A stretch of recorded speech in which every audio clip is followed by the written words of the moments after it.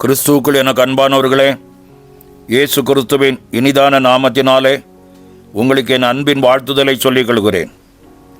இந்த ஞாயிறு மிகவும் விசேஷித்தமான ஞாயிறு. இந்த நாள் கர்த்தர் நமக்கு ஏற்படுத்தின நாள். இயேசு கிறிஸ்து நம்மை தேடி இந்த பூமிக்கு இரட்சகராகவும் மீட்பருமாய் வந்து 33.5 வருடம் வாழ்ந்தார். கடைசி 3.5 ஆண்டு ஊழியத்தை கர்த்தர் அற்புத அதிசயமாய் செய்தார். பிதாவின் சித்தத்திற்கு தன்னை முழுமையாக அர்ப்பணித்து ஊழியத்தின் இறுதி நாட்களிலே அவர் மதிப்பதற்கான சுமார் 5 நாட்களுக்கு முன்பாக எருசலேம் வீதியிலே குட்டியாகிய மரியின் மீது அமர்ந்து பவனி போனார். இந்த நாளை குறித்த தீர்க்க தரிசனத்தை பல ஆண்டுகளுக்கு முன்பாக சகரியா தீர்க்க தரிசனமாய் உரைத்த வார்த்தை தான் இது. சகரியாவின் புஸ்தகம் 9ஆம் அதிகாரம் 9ஆம் வசனத்திலே, சீயோன் குமாரத்தியே மிகவும் களிகூறு, எருசலேம் குமாரத்தியே கெம்பீரு, இதோ உன் ராஜா உன்னிடத்தில் வருகிறார். அவர் நீதியுள்ளவரும் ரட்சிக்கிறவரும் தாழ்மையுள்ளவரும் கழுதையின் மேலும் கழுதை குட்டியாகிய மரியின் மேலும் ஏறி வருகிறவருமாய் இருக்கிறார் என்று வாசிக்கிறோம். கிறிஸ்துவுக்குள் அன்பானவர்களே, இயேசு கிறிஸ்துவின் பவனியில் இந்த கழுதை எவ்வளவு முக்கியம் என்பதை பார்க்கும்போது இயேசுவுக்கு நான் யாராக இருக்க போகிறேன் என்பதை பற்றி தியானிப்போம். மார்க்கு சுவிசேஷம் 11ஆம் அதிகாரம் 2ஆம் வசனத்தில், மனுஷர் ஒருவரும் ஒரு காலம் ஏறிராத ஒரு கழுதை குட்டி கட்டியிருக்க காண்பீர்கள், அதை அவிழ்த்து கொண்டு வாருங்கள் என்று பார்க்கிறோம். அன்பானவர்களே, இயேசுக்கு வேண்டிய கழுதை கட்டப்பட்டு இருந்தது. இயேசுவிடம் நாம் வர வேண்டுமானால் நாம் கட்டவிழ்க்கப்பட வேண்டும். லூக்கா சுவிசேஷம் 13:11 ஒரு சிறு ஆலயத்தில் இருந்தாள். 18 வருஷம் கொஞ்சம் கூட நிமிர முடியாமல் இருந்தாள். இதே வண்ணம்தான் உங்களை கூட ஏதோ ஒரு இடத்திலே சத்துருவும் உங்களை கட்டி வைத்திருக்கலாம். 18 வருஷம் பலவீனப்படுத்தும் ஆவி அவளை கட்டி வைத்து இருந்தது என்று அறிந்த அந்த ஸ்திரியை விடுதலையாக்கின இயேசு இன்று நம்மையும் விடுதலையாக்க நம்முடைய கட்டுகளை அவிழ்ப்பதற்கு அவரின் அன்பின் கயிறுகளால் நம்மை அவர் இழுத்து கொள்வார். நம்முடைய கட்டுகளை அவிழ்க்க அவர் போதுமானவர். அவர் நிச்சயம் உங்கள் கட்டுகளை அவிழ்ப்பார். தேவனுக்காக நிச்சயம் நீங்கள் பயன்படும் பாத்திரமாய் மாற்றப்படுவீர்கள். யோவான் சுவிசேஷம் 14ஆம் அதிகாரம் 6ஆம் வசனத்தில் சொல்லப்பட்டபடி, நானே வழியும் சத்தியமும் ஜீவனுமாய் இருக்கிறேன் என்ற வார்த்தையின்படி அந்த வழியில் போக தேவன் நம்மை அழைத்திருக்கிறார். 2 நினைவுகளால் குந்தி நடவாமல் கர்த்தருடைய வழியில் நடக்க நம்மை அர்ப்பணிப்போம்.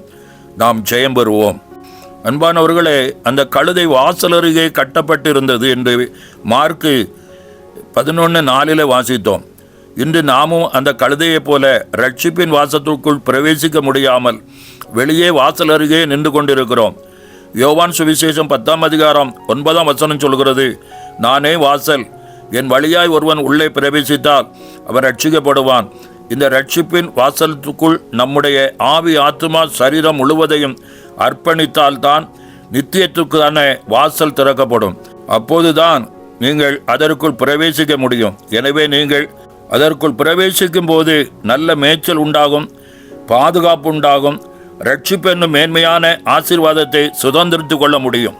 மார்க்கு சுவிசேஷம் 11ஆம் அதிகாரம் 5ஆம் வசனத்தை பார்க்கும்போது, நீங்கள் குட்டியை அவிழ்க்கிறது என்னவென்றார்கள், இப்படிதான் கட்டப்பட்டு இருக்கிற உங்கள் வாழ்வை கட்டவிழ்க்கப்பட உலகத்தின் அதிபதி விடமாட்டான். இயேசுவுக்கு தேவை என்று சொன்னபோது அவர்கள் போகவிட்டார்கள். மெய்யாகவே குமாரன் விடுதலை ஆக்கினால் நாம் விடுதலை ஆவோம். நீங்கள் இயேசுவுக்கு தேவையினவே இயேசுவை நீங்கள் சார்ந்து கொள்ளும்போது விடுதலையின் வல்லமையும் ஜெயத்தையும் பெற்றுக்கொள்ள முடியும். உங்கள் வாழ்வில் காணப்படும் குறைவுகளை இந்த ரட்சிப்பின் வஸ்திரம் மூடும். இயேசு உங்கள் மீது அமர்ந்து பவனி செல்வார். தேவன் உங்களை மேன்மைப்படுத்தி கனப்படுத்துவார். கர்த்தரை நீங்கள் சார்ந்து கொள்ளும்போது உங்கள் கட்டுகளை தேவன் அவிழ்த்து உங்களை மேன்மைப்படுத்தி சகல நன்மையின் ஆசீர்வாதத்தினால் நிரப்புவார். வெளிப்படுத்தின விசேஷம் 3:20 சொல்கிறது, ஒருவன் சத்தத்தை கேட்டு கதவை திறந்தால் அவனிடத்தில் நான் பிரவேசித்து அவனோடு கூட போஜனம் பண்ணுவேன், அவனும் என்னோடு கூட போஜனம் பண்ணுவான் என்று வாசிக்கிறோம்.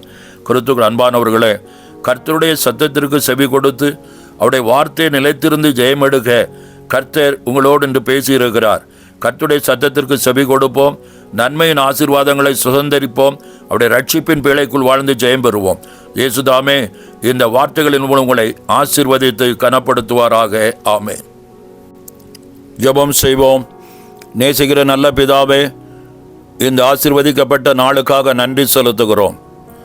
கர்த்தாவே, சிலுவை மரணத்தின் மூலம் வெற்றி சிறக்க பண்ணுவதற்கு ஆயத்தப்பட்ட நாளாக இந்த பவனி நாளை கர்த்தர் எங்களுக்கு ஏற்படுத்தி தந்த கிருபைகளை எண்ணி பார்த்து நன்றி செலுத்துகிறோம். இந்த நாட்களிலும் கர்த்தாவினுடைய வார்த்தைகளின்படியாய் எந்தெந்த பகுதியில் கட்டப்பட்டிருக்கிறதோ அந்த கட்டுகள் அவிழ்க்கப்படும் போது உம்முடைய உன்னத ஆசீர்வாதங்களையும் நன்மைகளையும் சுதந்திரிக்க முடியும் என்பதை குறித்து இப்பொழுது தியானித்தோம். ஆண்டவரே, இந்த உம்முடைய வார்த்தைகளின்படி கர்த்தாவே, நாங்களும் அப்பாவல்ல தகப்பனே, முச்சந்தில் கட்டப்பட்ட அந்த கழுதையைப் போல வாழ்ந்து கொண்டிருக்கிறோம். எங்கள் கட்டுகள் அவிழ்க்கப்படணும், வேதனைகள் மாற்றப்படணும், கண்ணீர்கள் துடைக்கப்படணும்.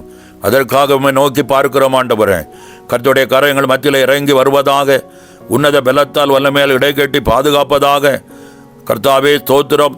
அன்று ஜனங்கள் ஆர்ப்பரித்தது போல ஓசன்னா, தாவீதின் மைந்தனுக்கு ஓசன்னா என்று ஆர்ப்பரித்தார்கள். ஆண்டவரே, இன்றைக்கும் இந்த ரட்சிப்பு வேலைக்குள் வர முடியாதபடி கிடந்து கொண்டிருக்கிற மக்களை விடுவிக்கும்படியாய் கர்த்தாவே சீக்கிரம் வாரும். ஆண்டவரே, சீக்கிரம் வாரும். அல்லேலூயா.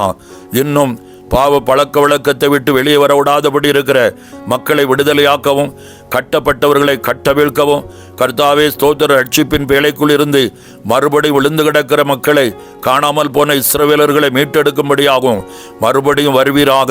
சீக்கிரத்திலே வாரும். அல்லேலூயா. இரட்சகரே, எங்களை ரட்சியும் என்று ஓசனா என்று அர்ப்பணித்தார்கள் என்று பார்க்கிறோம். அந்த வாக்குத்தத்தங்களை கர்த்தர் சீக்கிரத்தில் நிறைவேற்றி கொடுத்து உடைய மகிமையின் ஆசீர்வாதத்தினால் உடைய பிள்ளைகளை நிரப்புவீராக. எல்லா மகிமைகள் உமக்கு செலுத்துகிறோம். இயேசுவின் நாமத்தில் ஜெபிக்கிறோம் நல்ல பிதாவே. ஆமேன், ஆமேன்.